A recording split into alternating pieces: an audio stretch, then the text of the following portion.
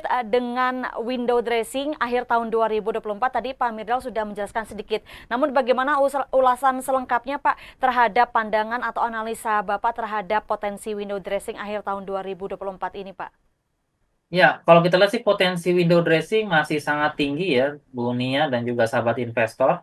Kalau kita lihat dari sisi pasar saham Indonesia dan setelah kita melihat emiten-emiten besar itu masih banyak yang under value. Jadi ya sebenarnya momentum window dressing ini bisa jadi untuk mengangkat ataupun juga para investor itu untuk membeli emiten-emiten besar yang valuasinya murah dan mereka bisa memanfaatkan itu sambil juga mereka melihat perkembangan lebih lanjut pada tahun depan. Kalau kita lihat sih ya emiten-emiten besar seperti Astra Internasional, United Tractor, Gajah Tunggal, termasuk juga Saratoga. Ini kalau kita lihat nilainya valuasinya itu masih relatif under value. Jadi kalau kita lihat sih pergerakan investor asing pada awal bulan Desember sudah mulai masuk kembali ke pasar saham kita, ya seharusnya sinyal window dressing itu cukup clear ya.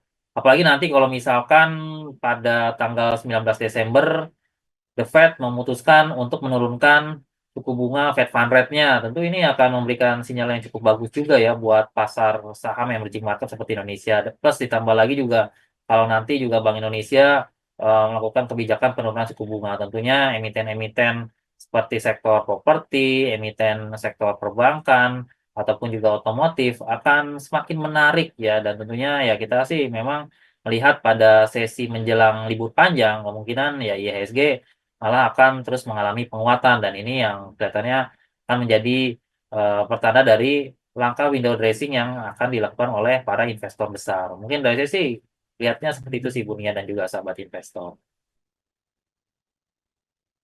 Baik Pak Mirdal, artinya sentimen dari window dressing itu cukup bagus dan menarik ya Pak, karena banyak emiten besar yang justru under value yang bisa dimanfaatkan oleh para sahabat investor di rumah, bisa memanfaatkan momentum tersebut ya Pak.